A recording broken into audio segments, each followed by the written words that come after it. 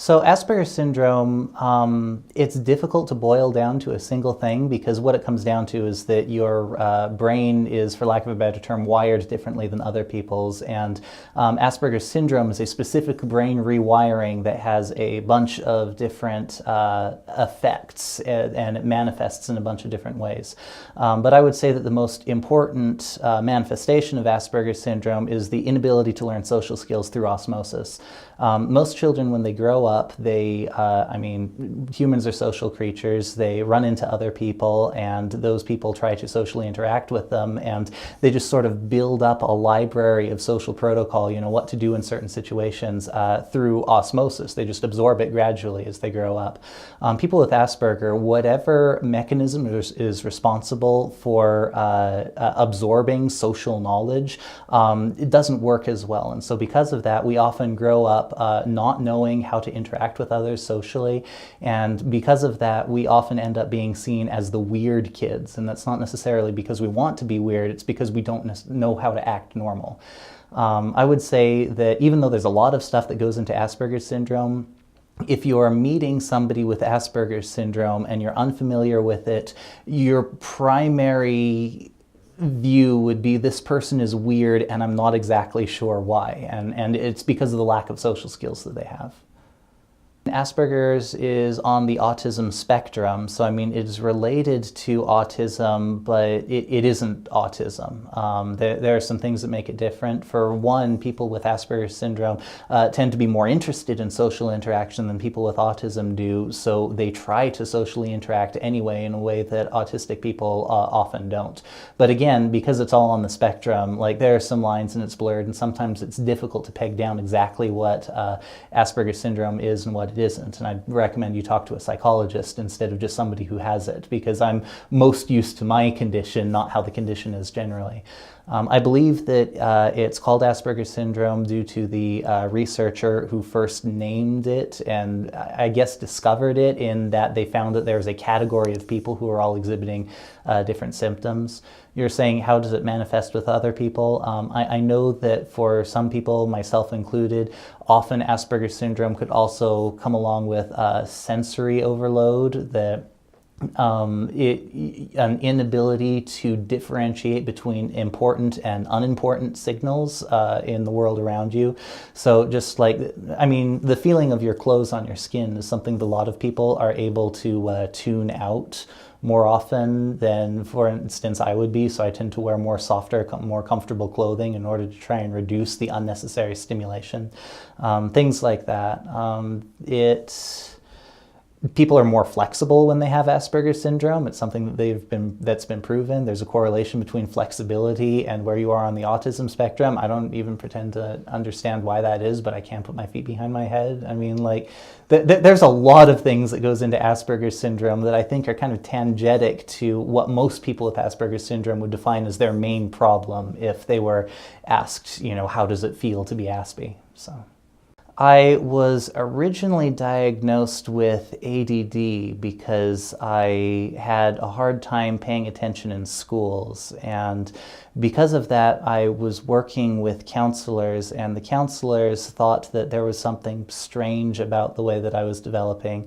People with Asperger's syndrome often tend to have stronger math and some science skills and things like that, and so just based on the way that I was acting in school, they thought that it would be a good thing to screen for, and they did, and they found out that I was definitely Aspie. And for a lot of people, having Asperger's syndrome, that's a label, and we've been taught not to label people, but I have always felt as though being labeled as somebody with Asperger's syndrome is actually a tremendous advantage, because the moment that you figure out not this kid is weird, but this kid is weird because of this specific set of circumstances, it allows you to tap into a set of resources that has been specifically developed for people with your condition, so that you don't have to rediscover everything on your own. I think that having a label gives you great power in that it connects you with other people who are able to help you.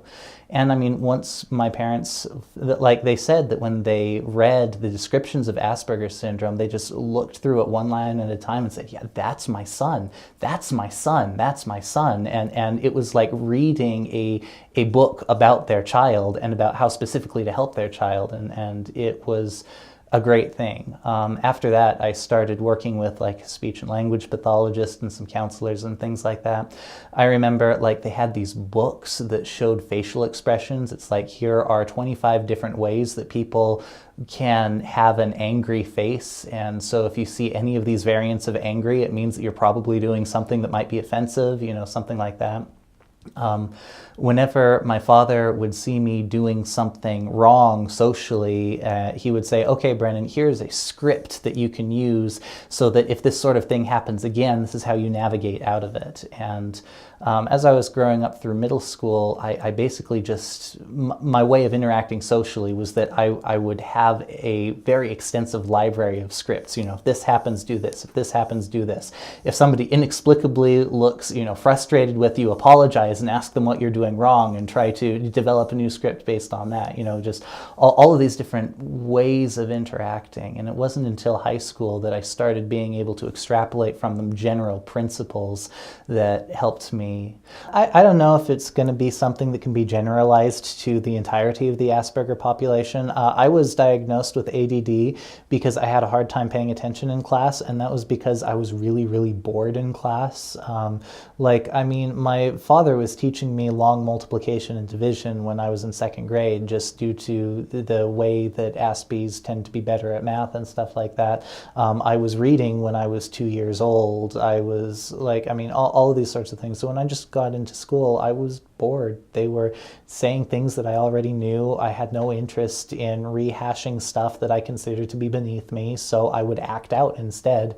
You know, I thought that it was kind of interesting. I would do something weird and unexpected just to see how people would react socially, and generally it was with anger, but sometimes not. And so they considered me to be ADD because I was off the walls and uncontrollable, but that was mostly due to boredom, not due to actual attention deficit disorder. Aspies have the ability to hyper-focus, especially in their subject area, almost to the exclusion of other things. And so because of that, like, we don't have ADD. It's the opposite. We tend to be hyper-fixated on one specific thing to the exclusion of everything else, and that's what causes more problems than anything else.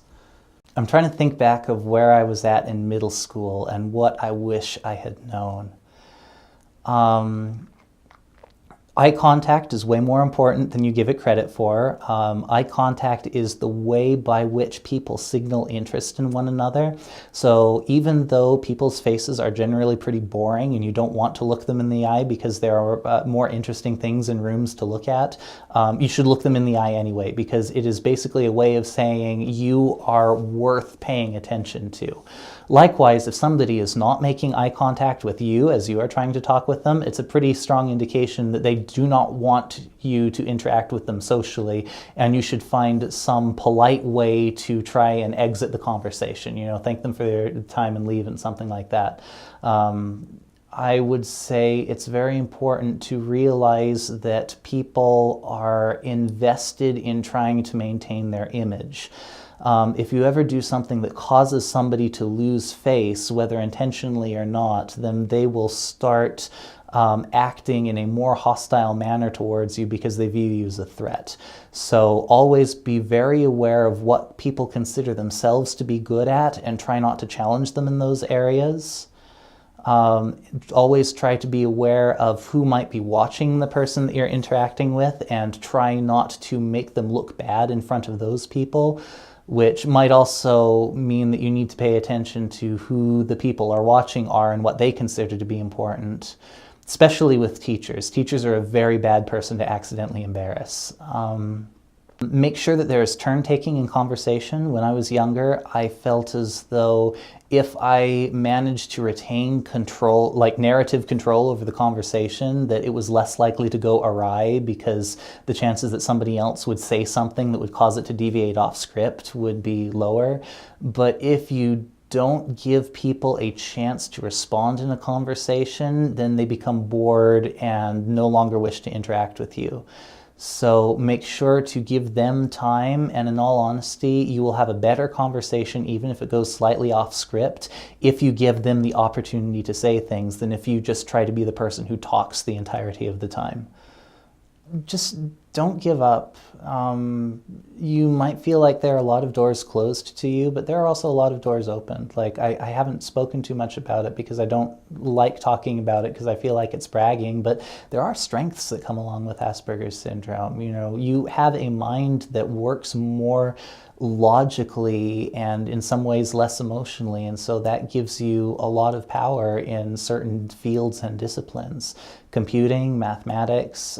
Because of that, there are people who will be incentivized to want you in their company or in their lives or something like that, and because of that, as long as you're able to act socially passable, then, I mean, people are willing to forgive a few faux pas, especially if they understand what's going on.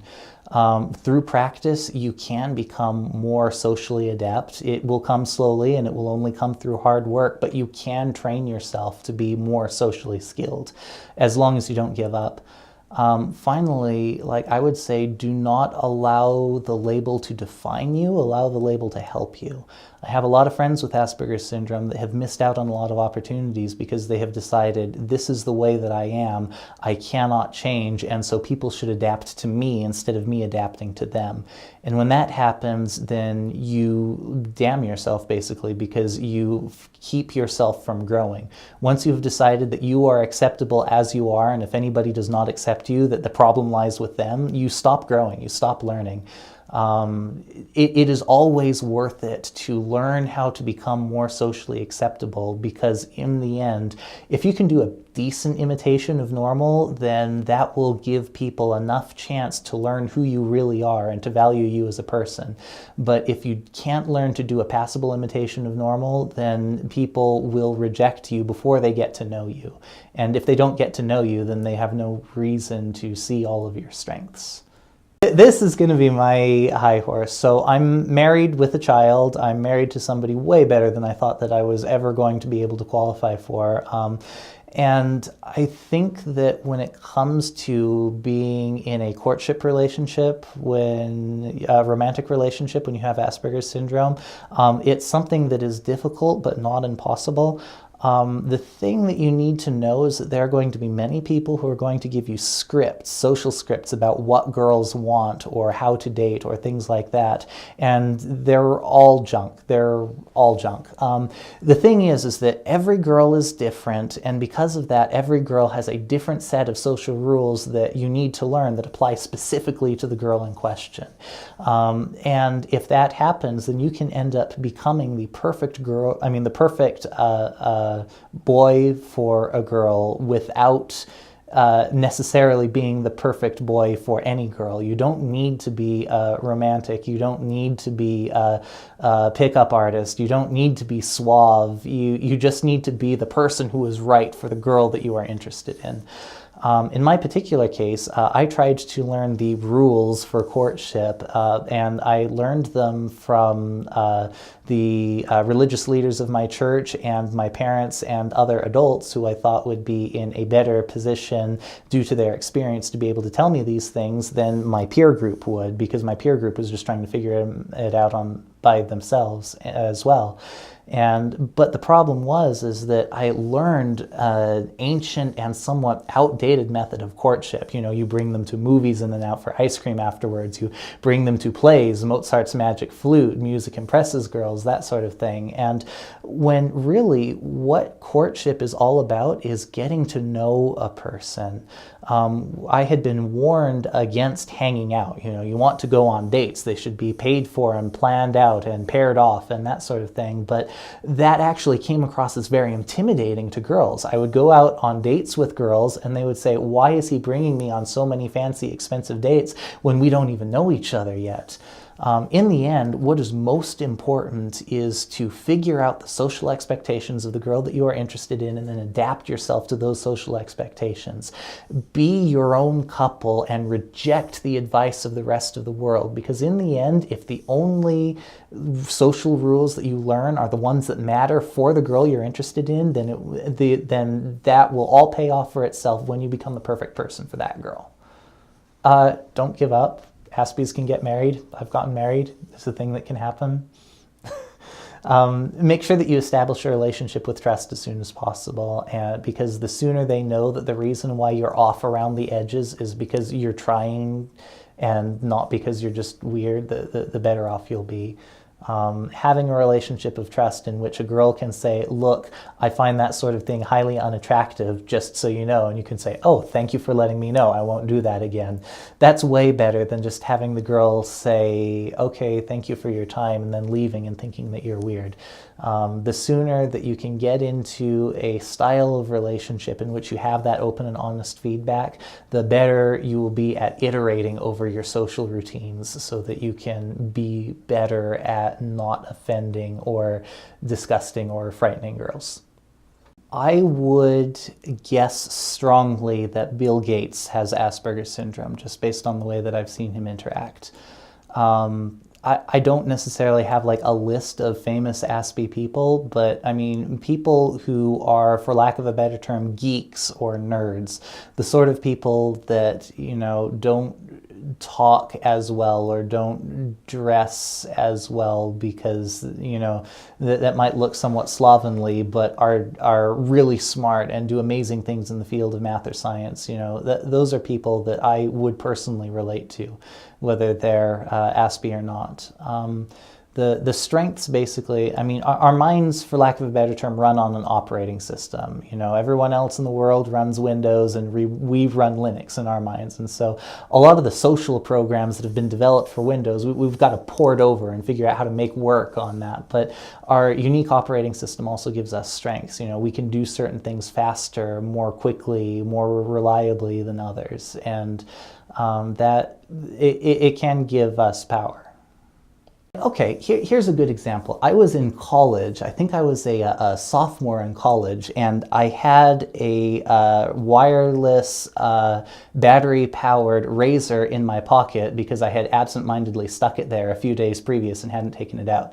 So I'm sitting there at a table with my friends, and I realized I had forgotten to shave this morning, and I was just feeling embarrassed that I was unshaven, because that's the thing that you should, I mean, that is culturally acceptable in Provo, is to always be shaven. And I'm like, well, luckily I just have my shaver in my pocket. So I took it out and I started shaving.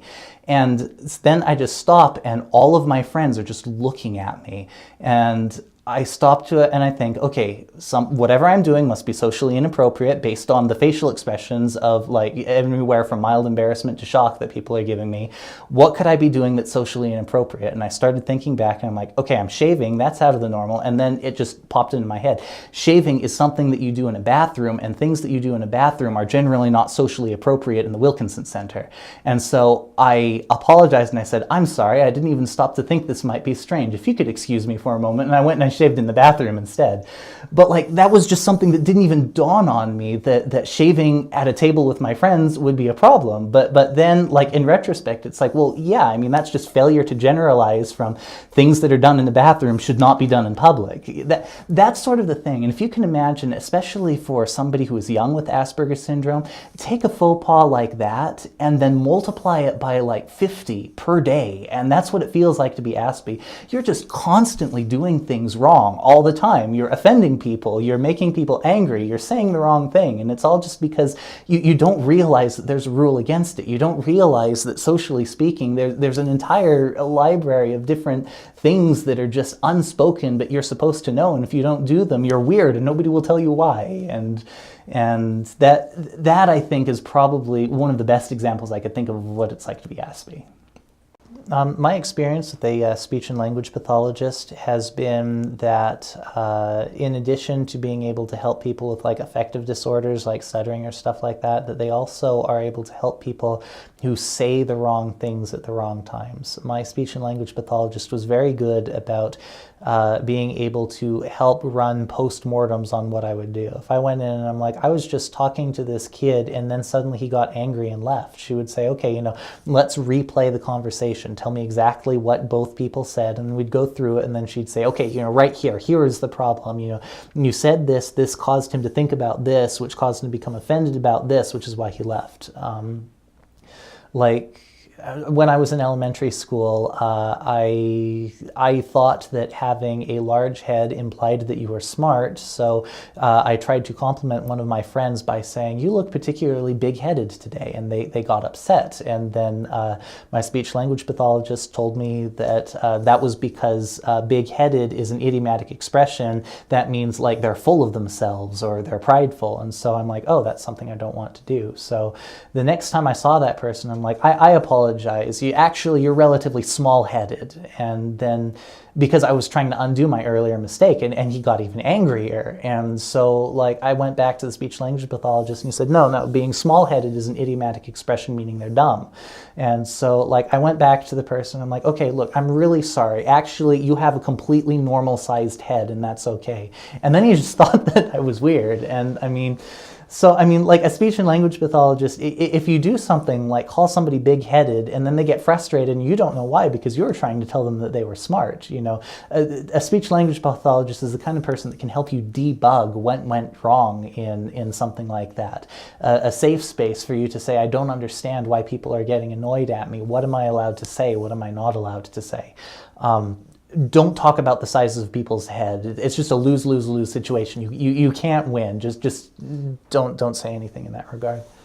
The first thing to do is to build a relationship of unflinching honesty, especially for people with Asperger syndrome. Just the entire social dynamic around what you're allowed to say when can be very confusing to navigate. And if you just have a policy that it's like, look, you can tell me anything at any time and I can tell you anything at any time, it just cuts through the fog and suddenly you have somebody that you can ally with, because instead of always having to be on your toes about like, oh, did I say the right thing at the right time, you've got somebody who is also willing to dispense with the social game and just say what they really mean instead of saying what is supposed to be said in confusing, convoluted situation. Once you develop that relationship of trust, then what you can do is you can start telling your Aspie loved one when they are doing something socially wrong in a way in which they can feel trusted that you love them anyway. A lot of people think if somebody is weird, the best thing to do is to not mention that they're weird, because mentioning it is going to make them feel worse about themselves. But that's entirely the wrong tack to take for somebody with Asperger's syndrome. If they're weird, it's not because it's just who they are, it's because they are trying to be normal and failing in some way. And the closer that you can, and the more quickly you can work with them to determine where that disconnect is and to help them be normal, the happier they will be, because they want to act normal. They know that it is only by acting normal that they will be able to have healthy, normal relationships with the majority of the world. So that's what I would say. Don't just ignore their weirdness, but bring it up to them. Say, hey, you might not realize this, but shaving is a bad thing to do at a table with your friends. That this is something that you should probably do in a bathroom, because otherwise you will get weird looks and people will think that you are strange. That's something we want to hear. We want to learn how to interact with others. Be patient with us. We're really trying, and we're trying the best that we can. And if you give us the benefit of the doubt and explain to us where we're going wrong, then we can fix ourselves, and we will try to learn how to be more appropriate and more socially appropriate. Don't reject us necessarily because we don't follow the same social protocols. I know that it can be very unnerving for people to have somebody who is not acting socially in the way that you would expect them to be. And some people would say, oh, it's dangerous. If he's going to break these social rules, what other rules are they going to break? And in all honesty, especially with an Asperger's syndrome, not many. We're moral people. We know that we aren't supposed to do anything dangerous. It might be uncomfortable to deal with us sometimes, but it doesn't mean that we are dangerous in any way. And we respond to feedback pretty well.